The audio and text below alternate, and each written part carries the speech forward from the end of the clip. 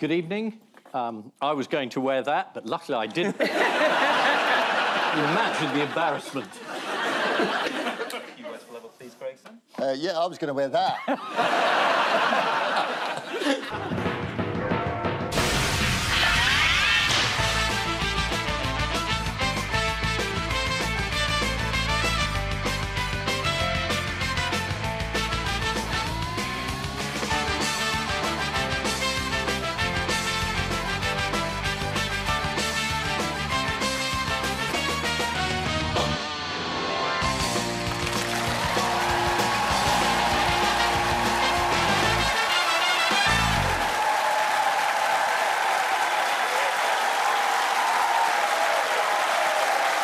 Good evening. Welcome to Have I Got News For You? I'm Charlie Brooker. In the news this week, after weeks of negative press about dubious gifts, Angela Rayner reluctantly agrees to return some of her free shoes.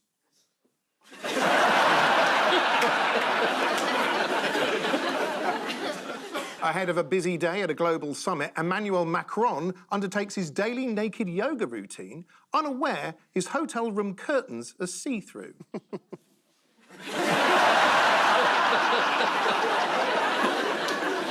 And as tensions rise in the region, North Korea unveils state-of-the-art new measures to stop people crossing the border.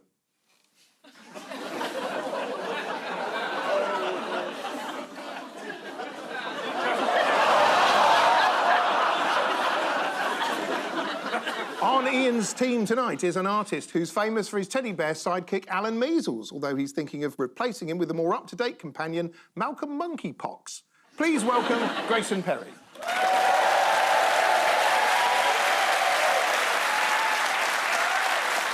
And on Paul's team tonight is a comedian whose dad owned a sex shop. It never affected her life until that traumatic 9th birthday when she asked for a rabbit. Please welcome Angela Barnes.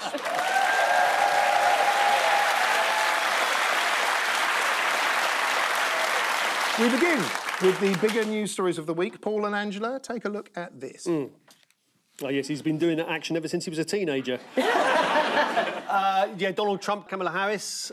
This is an American election coming up. And that's the Labour leader, Keir Starmer. Are the Labour volunteers helping with the American election? Yes, this was one case where the journalists were getting a bit overexcited. They were saying, oh, this, you know, the Labour volunteers have gone over to work on Kamala Harris's campaign, and this might affect our relationship with a Trump presidency, as if that was going to be any kind of normal relationship, if, God forbid, he wins.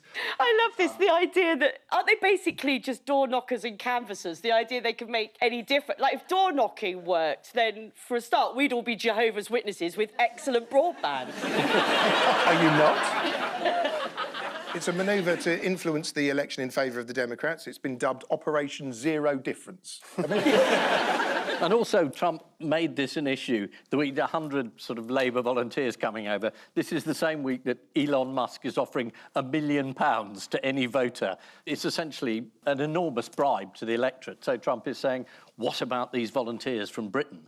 They're going to make all the difference. You enter a lottery by signing a petition supporting Trump. It's a bit of a loophole. Yes. And you have to be registered to vote in a swing state. And then you get entry to a prize draw to win $1 million. He's doing this every day. Until the election. Do you know who I feel for with this story? I think of poor old Stormy Daniels sitting at home watching this. Going, they just have to sign a petition and they get $1 million. I only got 130,000. You don't want to know what I had to do.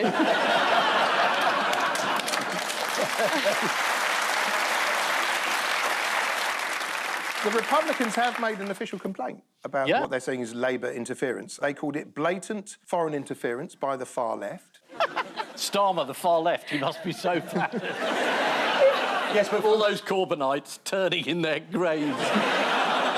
To be fair to them, there is a bit of an unfortunate tradition of the British left trying to influence the US election. Oh, this was the Guardian newspaper. I can't remember which election it was now. A few years back. It was. In 2004, the Guardian ran a letter-writing campaign encouraging Guardian readers to write letters to individuals in US swing states. Yes. They said things like this: please forgive this intrusion. I'm writing to you because I care about America deeply, and you may wonder why on earth your friends in Britain are telling you how to vote. And, oh, America, let us love you again. We might as well have opened with, dear stupid Yank. How How do you think the Americans responded? They were very angry. They were not delighted. They said things like, get back to your crappy little island with its shitty food. They also wrote back to say, have you not noticed that Americans don't give two shits what Europeans think of us? Each email you send telling us why not to vote for the Republicans is going to backfire, you stupid yellow-toothed hound. Do you know who else has been complaining? Is it our Nige? It might be your night. Farage himself has lobbied for Trump, and there's some question over whether Farage's plane tickets over there contravene the law about foreign intervention. So there is some suggestion that Farage himself might be hypocritical, which is difficult to believe. The Conservative Party, I mean, have frequently sent over volunteers. John Major sent over people to help George Bush get in. I mean, there is a tradition of doing this. It's just when the Labour Party do it, Trump turns it into an issue because he's worried about his actual interference with the election on the side. Do they ever send people over here? Yeah, they're Mormons. Trump's longest-serving Chief of Staff, John F. Kennedy... John F. Kennedy? Breaking news. What a comeback. Yeah.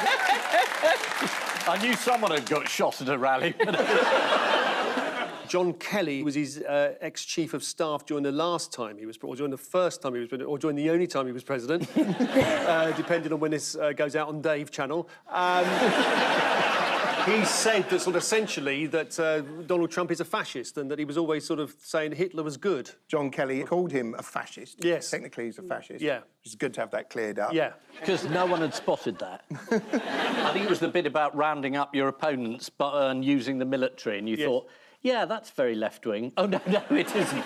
Shall we move on to Kamala Harris? Yes. Yes. Despite raising millions of dollars and making a slew of media appearances, what's she failing to do? Shift the opinion polls. There was a very cheering poll, though, that said that only about a quarter of America think there'll be civil war. Yes. Trump has been improving in the polls, but getting his voters out is perceived to be one of his main weaknesses. How has he been trying to get people to turn out for him? This is not working at McDonald's, is it? We're coming to that. Oh, well, OK, I'll save that bit then. He's been appearing on lots of sort of incel websites. Yes, and working at McDonald's as well. Too early. We're coming to that. We're coming to that. I'll give you a nod. Give me a nod. I'll give you a nod. OK, yeah, I'll watch out for Yeah, that. 'cause one of the things that's interesting about the US election and across Europe as well is the kind of gender divide now. You're close to what he's been trying to do. It's something to do with gender. He's been appealing to his female base. He said in one speech, get your fat husband off the couch, get that fat pig off the couch, slap him around, get him up. So, Paul... Yes? What do you think Trump might have done this week to appear like a man of the people? He's been working at Burger King.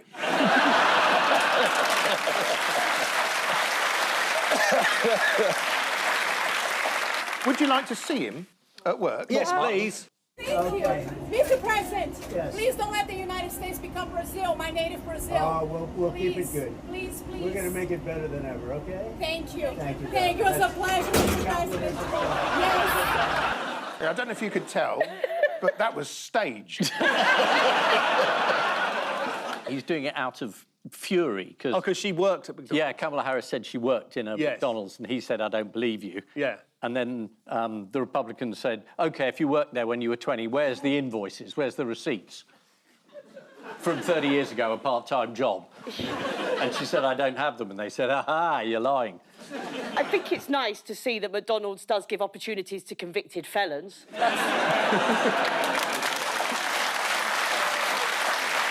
While Kamala has been denouncing Trump as a fascist at her events, what important issue has been on Trump's mind? Oh, is this the size of Arnold Palmer's manhood? Funnily enough, yes. Arnold Palmer, deceased golfing legend, is of great interest to Donald Trump. Do you want to see what he said at a rally the other day? This is a guy that was all man. His man was strong and tough. And I refuse to say it, but when he took showers with the other pros, they came out of there, they said, oh, my God. That's unbelievable. I had to say it. Are we sure he had a big penis, or did it just look big in Donald Trump's tiny hand?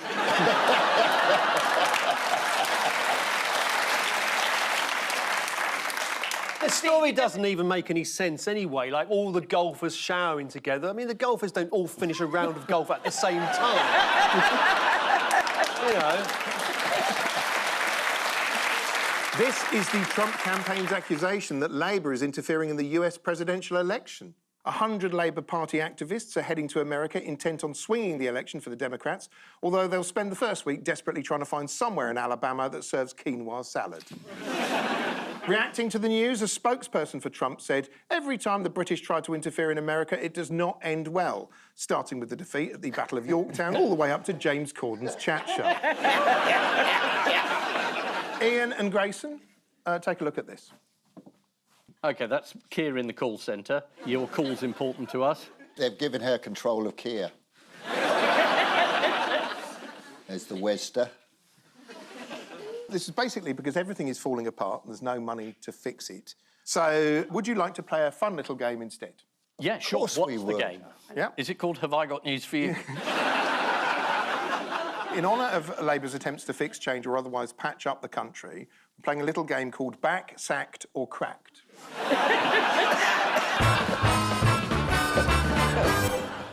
Basically, I show you a picture Yeah. and I want you to tell me what it is and whether it's come back, getting sacked or is totally cracked. Fingers on buzzers. Yep. Yes. Here's your first one. What's this? Is this the NHS? I think it's backed, though, the NHS. It's cracked. It's cracked. It's well and truly cracked. Health Secretary Wes Streeting has got a big idea to fix the NHS, and do you know what it is? You're saying he's found a way to stop the crack showing in the NHS? Is that to sew up the backs of those gowns? It's a brilliant suggestion. It's the consultation. Yes. And, of course, the public have responded in their usual glorious British way by suggesting things like every hospital should have a Weatherspoons.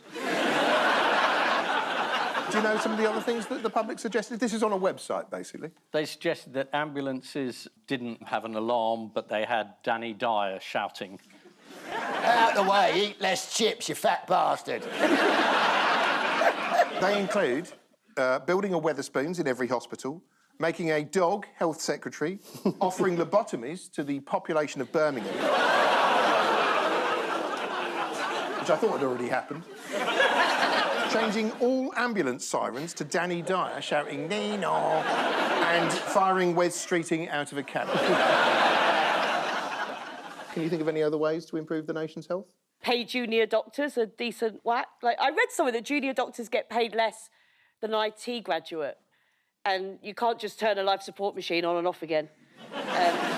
While we're on health, Yes. have a look at this picture. Tell me what this is. Is that Britain's gold reserves?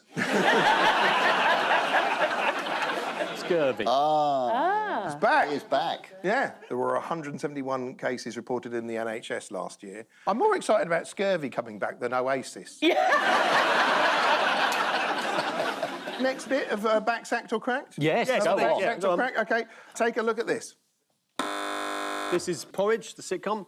Ronnie Barker, Fulton Mackay, Richard Beckinsale. They're letting prisoners out early to make more room for prisoners to go into prison. You are right. This is the over 1,000 convicted criminals who are back on the streets this week after having their sentences cut short to free up space. The papers and photographers are now outside prisons, just waiting for the early release day. Yeah, wasn't there a guy who sort of posed with a Bentley? Yeah, and there was a guy who was picked up in a Lamborghini. It's a kind of prom. It's a happy day. Yeah, one of them said thank you to Keir Starmer for letting him out early. He did. Would you want to see a picture of him? Yeah, You want to see a picture of him? certainly Here he do. is. Look, There he is. Daniel Dowling Brooks. He told journalists, I kidnapped someone who owed my friend money. I tied him up and had him at gunpoint. It was bad, but not as bad as they made it. And he added, big up Keir Starmer. Yeah. Would have said more than that, but his sentence got cut short.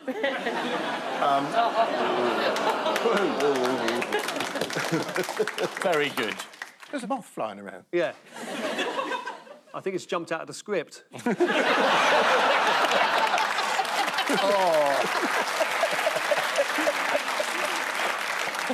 Your final back sacked or cracked?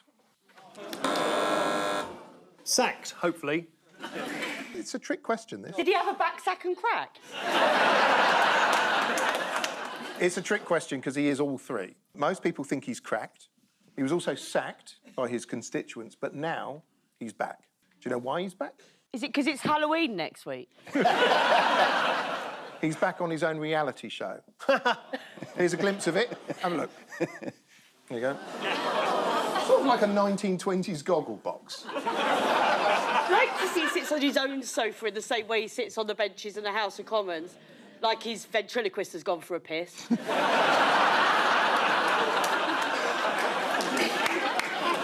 Do you know what it's called, his show? At Home with the Rees-Moggs. Nearly, it's Meet the Rees-Mogg. Oh, Meet the Rees-Moggs. Should have called it Country File.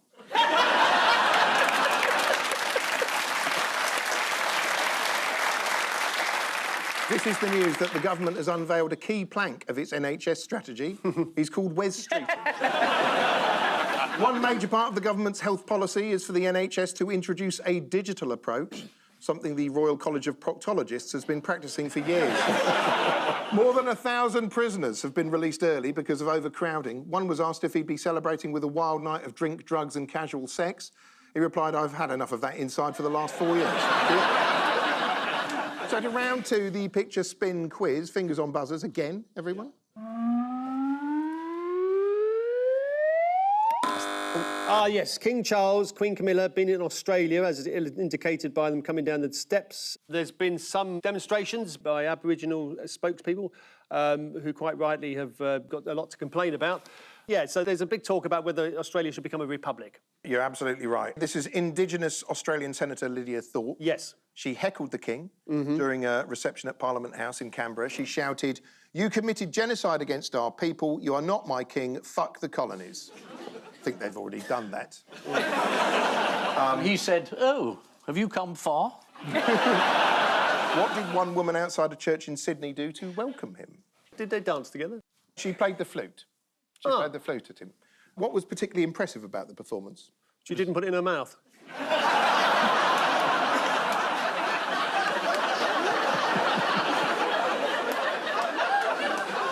What was impressive was that she'd only learned how to play God Save the King that very morning. Do you want to have a look? Yeah, got him. Oh.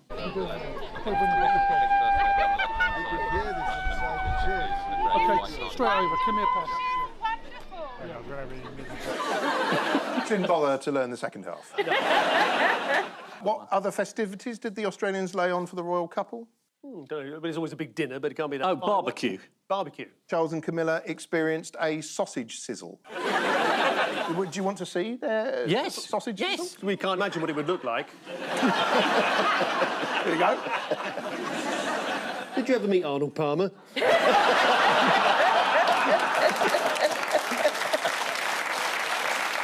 This is the royal visit to Australia, where Charles was heckled and sworn at by an Australian senator.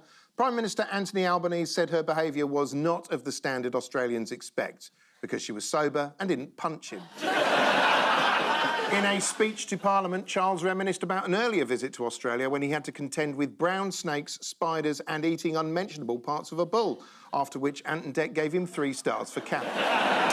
OK, fingers on buzzers.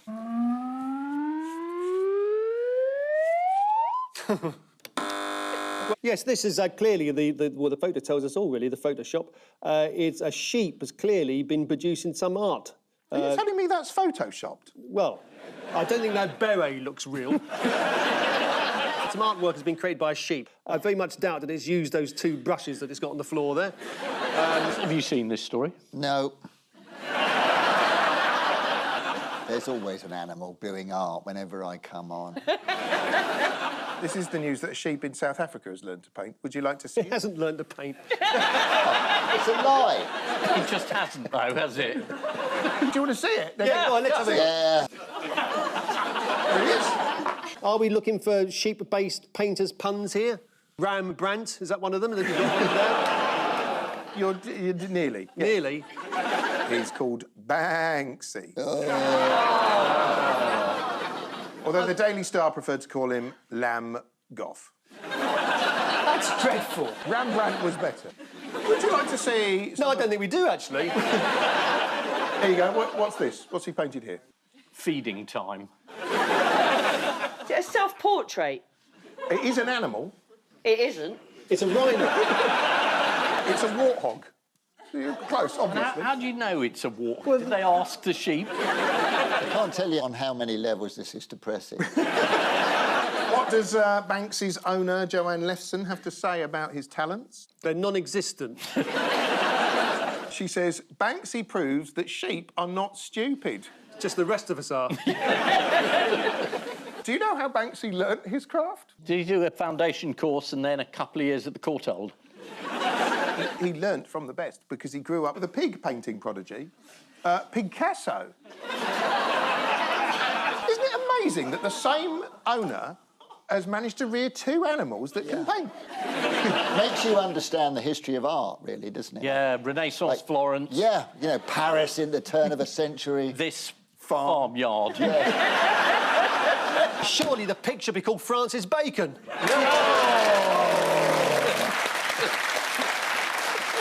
Do you want to know... No. I've exhausted this story. Nearly. I've got some final dregs to squeeze out. Yeah. One day, according to owner Joanne, the sheep picked up a paintbrush in his stall and started painting. What was a paintbrush doing in its stall? Yeah, with paint on it. Yeah. And a canvas. And the owner holding it, rubbing it against his face.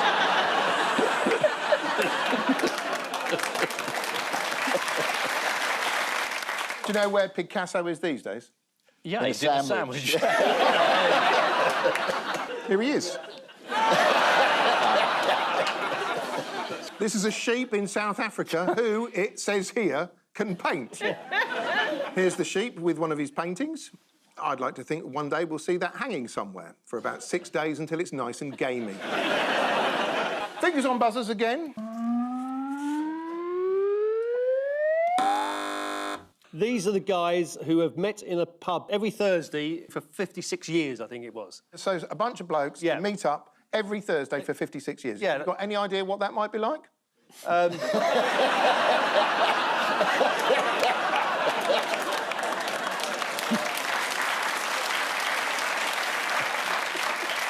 don't know, because today's Friday. Sorry, I was breaking the illusion there, wasn't I? Yeah, you were breaking the illusion. This is live. That's them now, that's them today. Do you want to see them back in the day? I think so. There they are, many years ago. I see one of them used to be a woman. I think it's a testament to the life-giving elixir that is beer. 5 of them are vampires because only one of them is showing a reflection in the mirror behind them. That's a worry. They're the undead. What do you think they talk about when they meet up? They probably do the organ recital, like all old people do. The what? The organ recital, you know, like, how are you? Like, well, my stomach's a bit...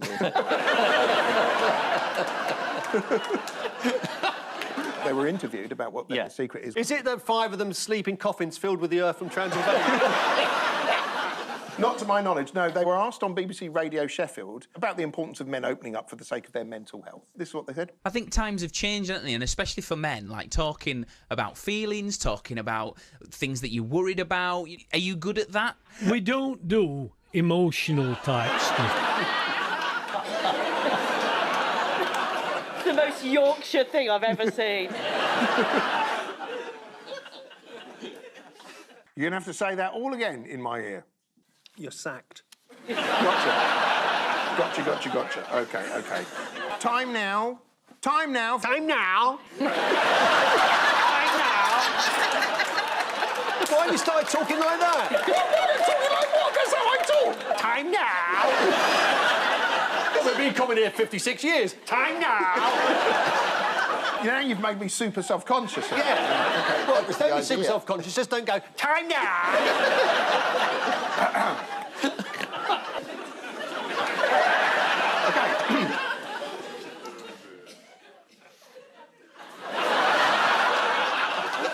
Time now for the Missing Words round, which this week features as its guest publication, Goat Rancher. Woohoo! Here you go! All right?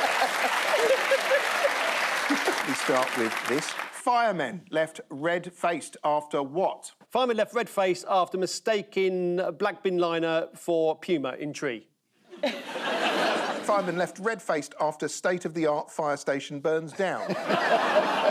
This is a brand new fire station in Germany which burnt down when a fire broke out because it hadn't been fitted with fire alarms to detect the blaze.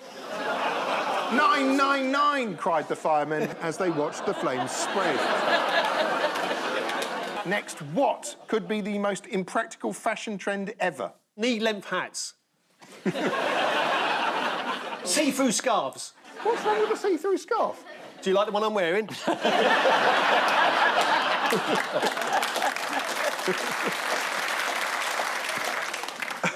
The answer is actually one-legged trousers. That's a skirt.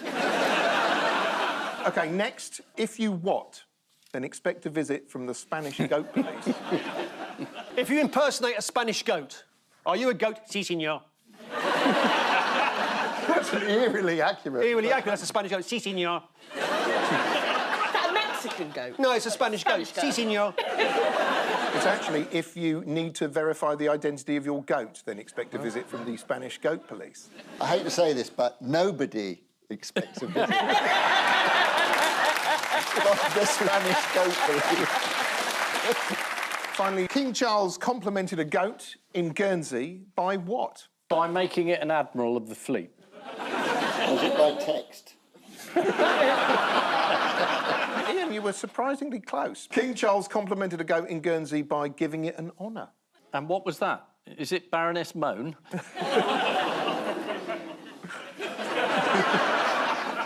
Entirely innocent. Here is the King honouring the rare goat on a recent trip to the Channel Islands. Do you think that cheapens your knighthood, Sir Grayson? Well, no. I mean, if they can be artists, then they can be knights as well. Fine. Who'd you get a knighthood off? Which government? The Tory government. I'm a crossbench, sir.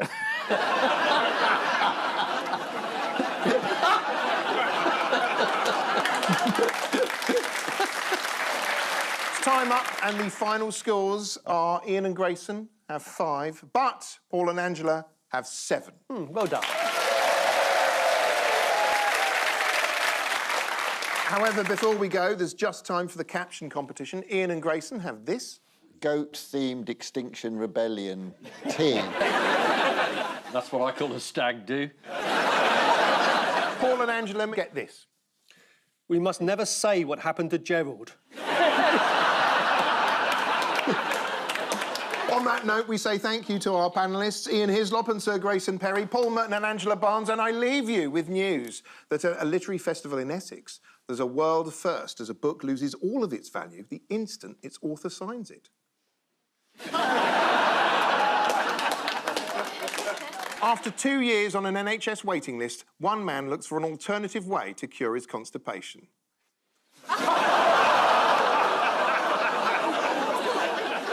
And in Florida, Donald Trump gets Melania to help him with his Halloween costume.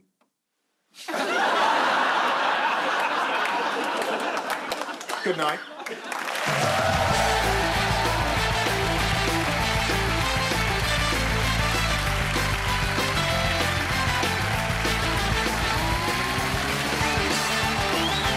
All eyes on the upcoming US election, but what happens once the result is in? Listen to Americast now on BBC Sounds. And one of my favourite shows of the year, starring David Mitchell. Press red for cryptic comedy drama Ludwig, now on iPlayer. Never a simple gig for Wiki. The Cleaner is next.